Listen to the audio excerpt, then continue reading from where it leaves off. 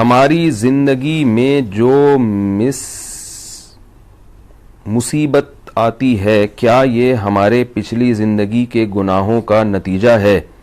پچھلی زندگی کے لیے سچی توبہ کیسے مانگیں؟ کوئی دعا یا عمل؟ جب بھی کوئی مصیبت آتی ہے تو یا تو وہ ہمارے گناہوں کا وبال ہوتا ہے. مصیبت آنے کی 3 وجوہات ہوتی ہیں. یا تو ہماری حماقت ہوتی ہے, ہم نے احتیاط کی نہیں ہوتی تو مصیبت آ جاتی ہے.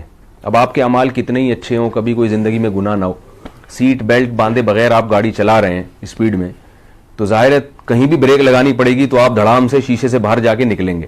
اب آپ کہیں گے یار شاید مجھ سے کوئی ایسا گناہ ہوا ہے ماضی میں جس کی مجھے سزا ملی ہے. آپ سے گناہ کیا ہوا؟ اچھا آپ سے گناہ کیا ہوا کہ بھائی جب سیٹ بیلٹ ہے, نہیں آ رہی میرا خیال ہے بات, تو بے احتیاطی بھی تو ایک جرم ہے نا, اس کو لوگ جرم سمجھتے ہی نہیں ہیں. تو جب ایک قانون ہے اور ایک لگی بھی ہے تو کتنا ٹائم لگتا ہے یہاں سے یہاں کھینچ کے اس کو لگا دو یہاں پہ.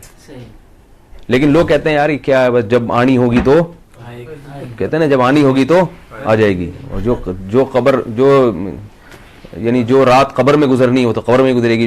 تو ہمیں تو نہیں پتا کون سی رات قبر میں گزرنی ہے بھائی, اس لیے ہمیں تو احتیاط کا حکم ہے نا شریعت میں.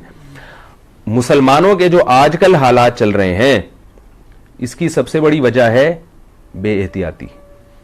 بالکل کوئی نظام ہی نہیں ہے, سسٹم ہی نہیں ہے. تو اس کو پھر ہم کیا لے کے جاتے ہیں کہ ہماری بدعمالی ہے. تو یہی بدعمالی بہت بڑی بدعمالی ہے کہ آپ کسی چیز میں احتیاط نہ کریں, اور بعض دفعہ پوری احتیاط کے باوجود بھی حادثہ ہو جاتا ہے. اس کی 2 وجہ ہوتی ہیں, یا تو اللہ ماضی میں کسی گناہ کی سزا دنیا میں دے دیتے ہیں. رسول اللہ صلی اللہ علیہ وسلم نے ارشاد فرمایا ان اللہ اذا احب قوما عجل له عقوبتهم فی الدنیا. اللہ جب کسی سے محبت کرتے ہیں نا تو دنیا میں ہی سزا دے دیتے ہیں اس کو, کیونکہ آخرت کی سزا بہت سخت ہے. تو آپ سے کوئی گناہ ہوا ہوتا ہے, آپ نے توبہ نہیں کی ہوتی اور اللہ اس پہ سزا دے دیتے. لیکن یہ جب ہے جب توبہ نہ کی ہو. اگر کسی نے سچی توبہ کر لی گڑ گڑا کے اللہ سے, صحیح جسے توبہ حقیقی معنوں میں توبہ کہا جاتا ہے, وہ والی توبہ کر لی, تو پھر اللہ اس کی سزا نہ دنیا میں دیتے ہیں اور نہ آخرت میں دیتے ہیں.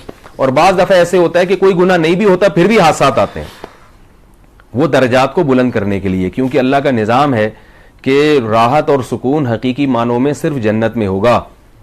دنیا میں ایسا نہیں ہوتا کہ آپ کو ساری چیزیں دنیا میں مل جائیں. یہاں غم بھی آئیں گے. یہاں پیغمبروں پہ ایک صاحب مجھے کہنے لگے کہ میرے ساتھ اتنا بڑا حادثہ ہو گیا, حالانکہ میں تو نماز بھی پڑھتا ہوں اور میں تو داڑھی رکھتا ہوں اور میں تو والدین کا بھی خیال کرتا ہوں, یہ کیا ہوا؟ میں نے کہا یعقوب علیہ السلام کے ساتھ کتنا بڑا حادثہ ہوا تھا, پتا ہے نا کیا ہوا تھا؟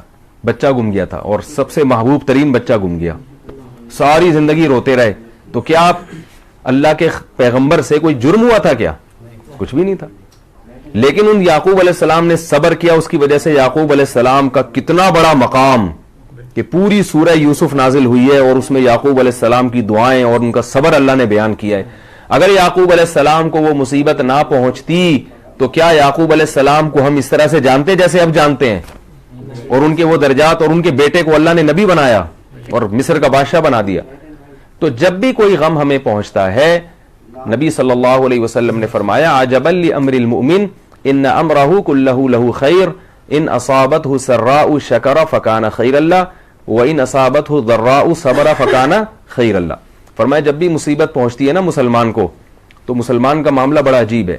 اگر اسے کوئی خوشی پہنچتی ہے تو شکر کر کے درجات بلند کرتا ہے یہ, اور غم پہنچتا ہے تو صبر کر کے درجات بلند کرتا ہے. اور نبی صلی اللہ علیہ وسلم نے فرمایا جسے مصیبتیں پہنچی دنیا میں اور اس نے صبر کیا, آخرت میں جب اپنے اجر کو دیکھے گا نا تو اللہ سے کہے گا میں نے تو اتنے اعمال کیے ہی نہیں ہیں, میری اتنی نیکیاں یہ کیسے ہیں؟ تو اللہ تعالیٰ کہیں گے کہ تو نے فلاں موقع پر مصیبت میں نے تجھے پہنچائی تھی, تو نے صبر کیا تھا, فلاں موقع پر مصیبت دی تھی, تو نے صبر کیا تھا. تو نبی صلی اللہ علیہ وسلم نے فرمایا بندہ کہے گا کہ کاش میری زندگی ساری مصیبتوں میں ہی گزری ہوتی, میں نے کبھی خوشی نہ دیکھی ہوتی. تو اتنا بڑا اجر ہے مصیبت میں صبر کرنے کا. ہم سمجھتے ہیں صرف نماز ہی پہ اجر ملتا ہے, اور آپ صلی اللہ علیہ وسلم نے اور بھی بڑی بشارتیں دی ہیں.